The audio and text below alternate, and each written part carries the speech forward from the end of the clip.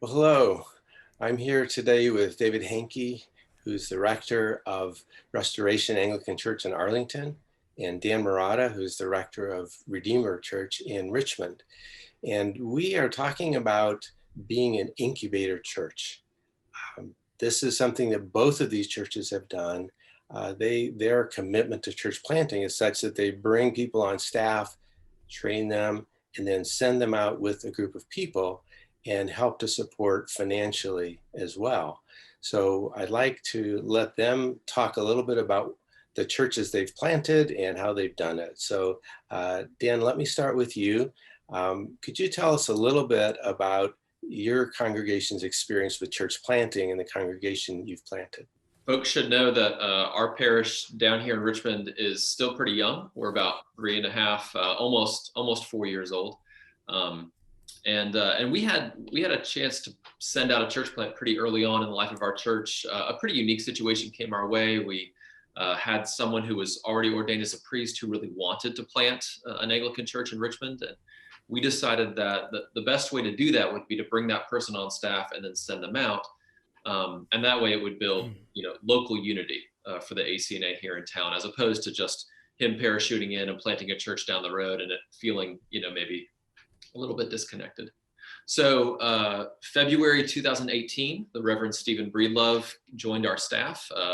If you recognize that name, he's the son of Bishop Steve Breedlove with the Diocese of Christ Our Hope. Really wonderful folks. And Stephen was with us for about 15 months. So February 2018 through May of 2019.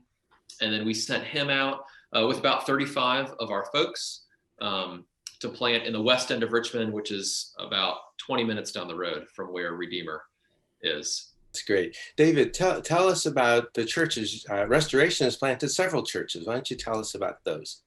Yeah, I'd love to. Can I ask Dan a follow-up real quick, just that might be Please. helpful for us? Yeah.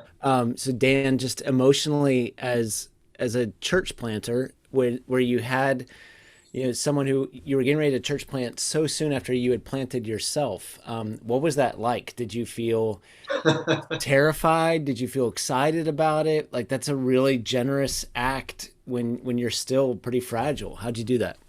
I think the hardest thing for me, in even just like contemplating that when the opportunity came our way, was do I have the confidence that our little baby church is going to keep growing? Right. Or do I think we've kind of already crested? Have we already maxed out? And so, yeah, that was hard. I don't want to over spiritualize it and say like, oh, I just had faith. Like, no, I do have faith, but I also was looking carefully at what was happening in our parish. It did feel like a risk for sure. But it felt like a calculated risk that we approached with faith, really hoping we weren't wrong. So, yeah. It just feels like a real example of courageous leadership, while at the same time having a real firm understanding of the facts on the ground. Like, I think you were courageous as a leader, and you sort of recognize this was a risk that we could afford to take. Like, you weren't foolish, like, hey, just take whatever you want. Like, you were thoughtful about that. And I really admire that. I think that makes it more, it makes it graspable for other churches just to see how you did it, and how you thought through it. Well, David, tell us what that was like for you. Yeah, thanks. So we planted in 2009. That's when Restoration started.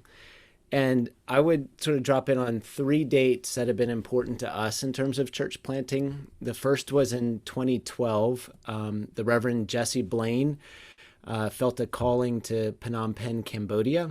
And so we sent him and his wife, Sarah, and their daughter, and they started working for a parachurch organization, but got really involved in the Anglican Church in Cambodia.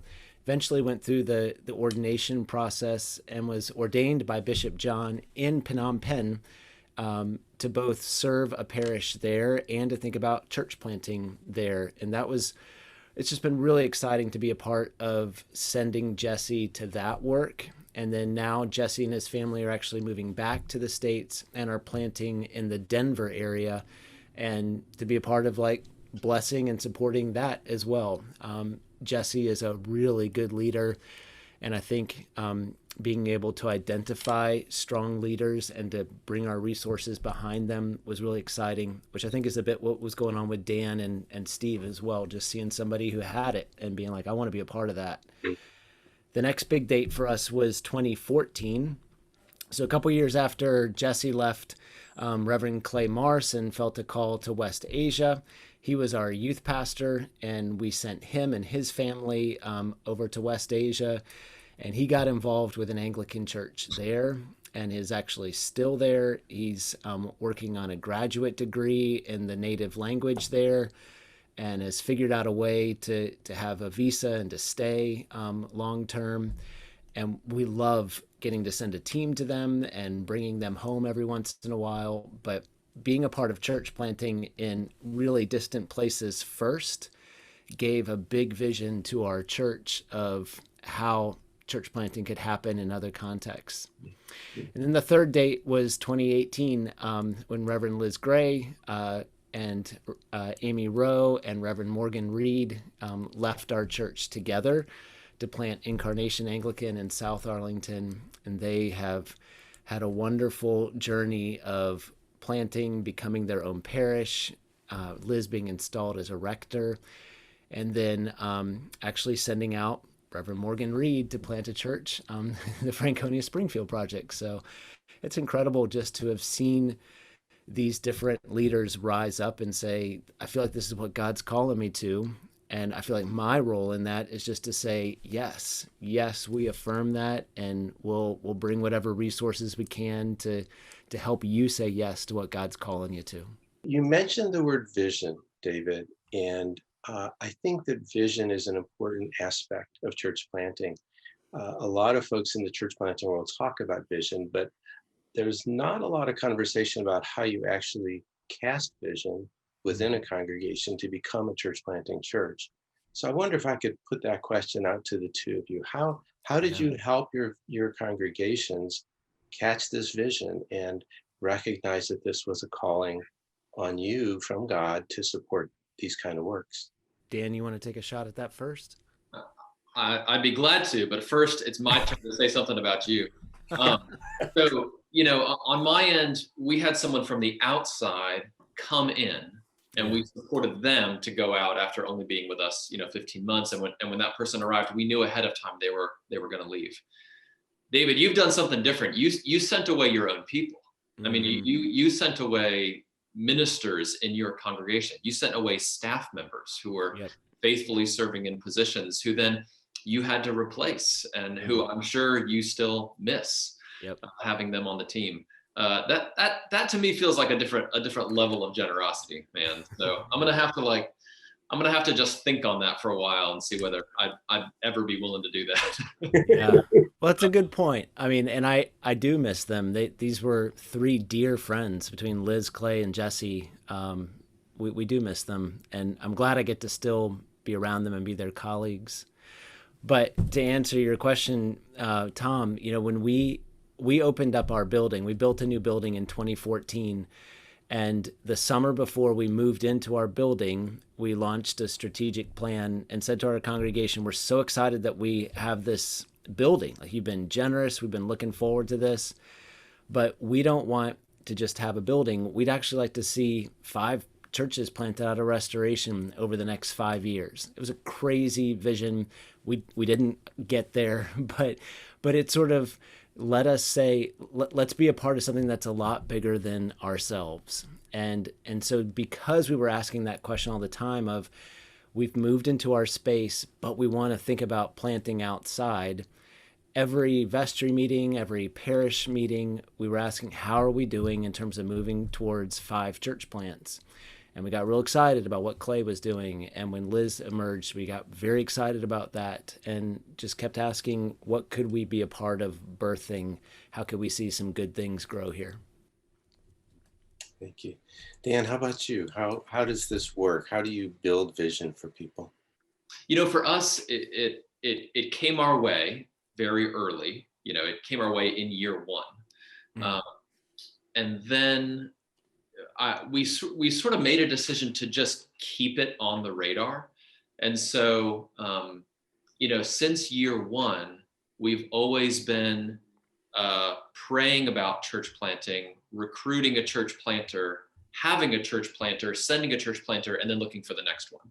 Yeah. And so just having that as a part of, leadership conversations with staff and vestry, have it be something we pray for, in the service, something that finds its way into sermons and teaching and new members classes and that sort of thing.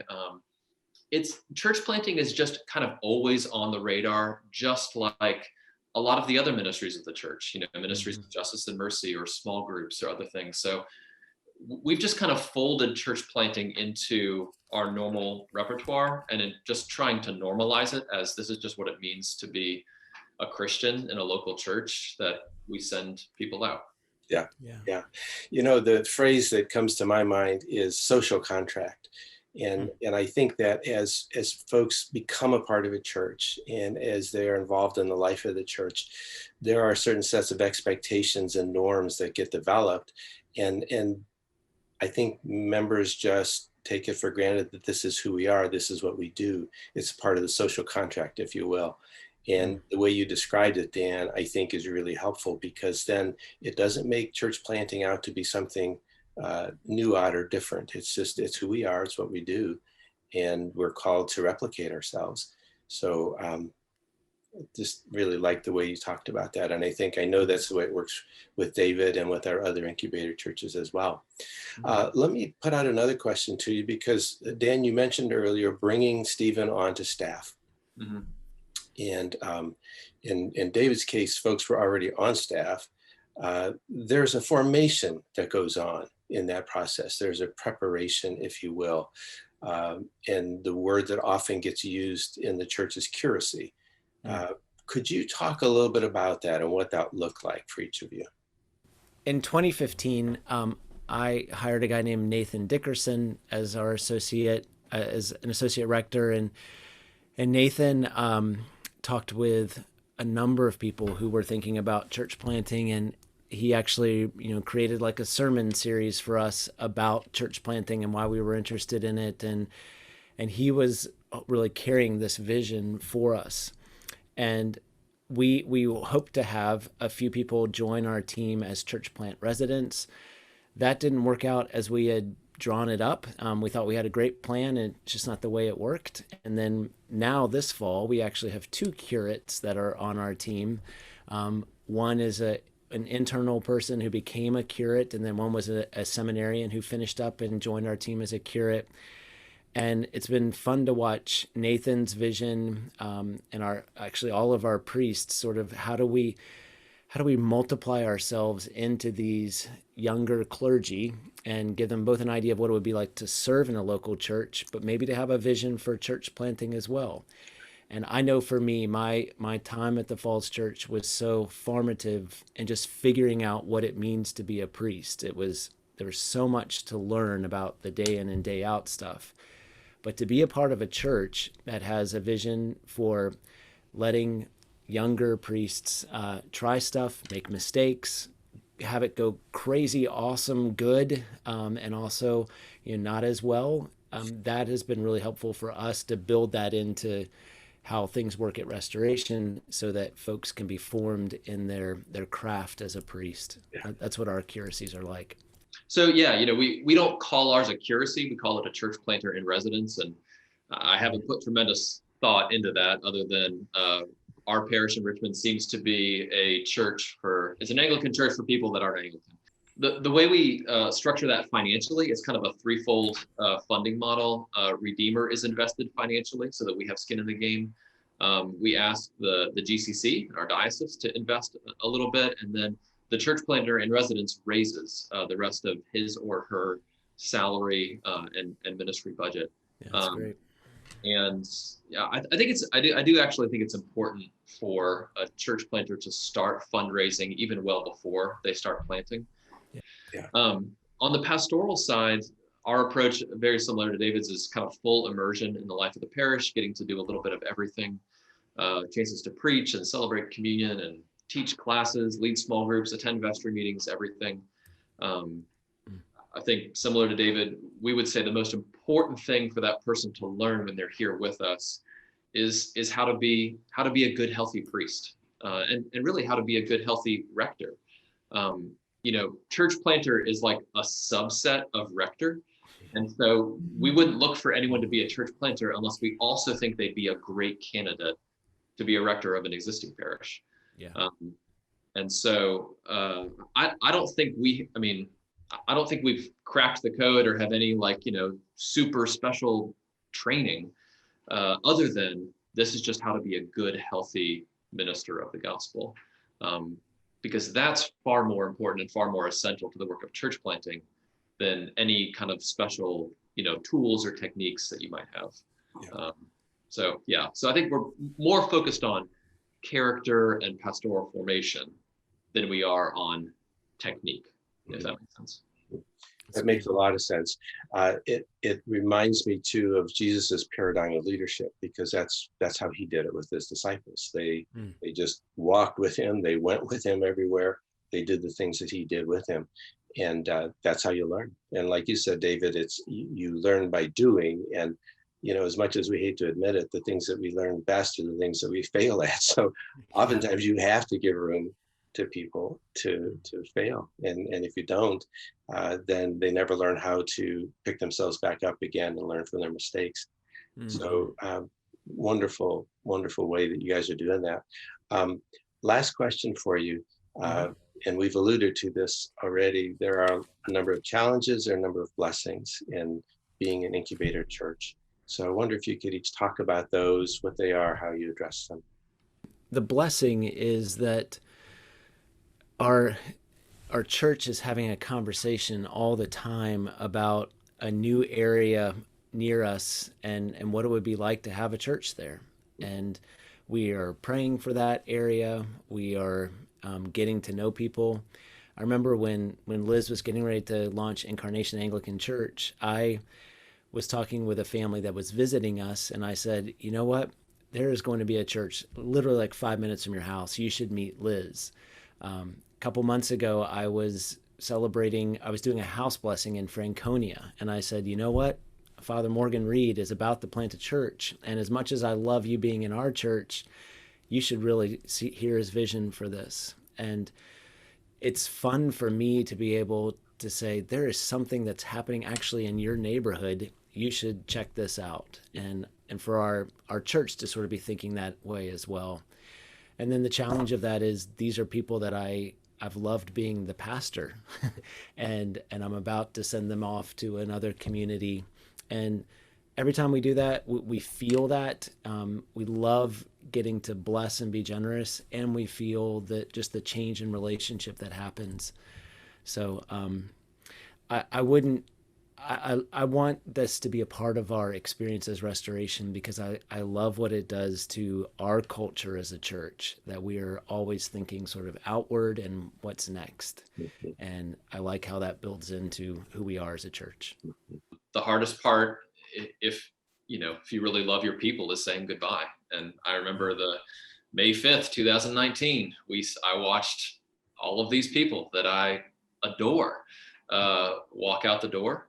And I went up to my office after the service and after all the staff had left, and may have cried a little bit. And when I went home that night, my wife greeted me at the door with a jar of Nutella with a spoon in it and said, I know you're having a bad day. Yeah. That's true, actually. But I think maybe one thing that has just been, I think, both kind of like one of those bittersweet things where it's a challenge, but it's actually been good for my own heart in sending out a church plant, is that it's been like a corrective for me against personal kingdom building, which, I'm just assuming everybody's at least half as sinful as I am. Like, if you're a rector of a church, it is so tempting to just think of all the ministries of the church as sort of building your own personal little kingdom. Right. And having this regular thing of sending out church plants, it's a way of like structurally correcting a heart problem. I'm not naturally generous, so I put myself in positions where I'm required to be generous. Yeah. And hopefully I grow. So it's in that way, it's been a blessing to me, even though it doesn't always feel like a blessing. And for our church, I think it's required us to stay fresh, to keep a missional posture. We have to keep growing as a church. If we're going to send out church plants, we have to keep growing, which means we have to keep asking the questions that a church planter has to ask. How do we reach new people? And that's good. Yeah, I think it's those are all challenging things, but they end up breathing life into a church. Yeah.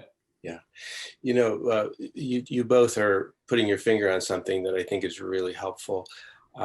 It's very tempting to want to hang on to people. And in doing so, we're not asking the question, what's right for them? What's God calling them to? And I'm mindful in Acts 13, where the Holy Spirit speaks to the elders in Antioch. And the quote is to set apart Barnabas and Saul to the work to which I have called them. Right. So he had already placed that call on Barnabas and Saul's life. And what the rest of the church was doing was recognizing that call and blessing that and honoring it.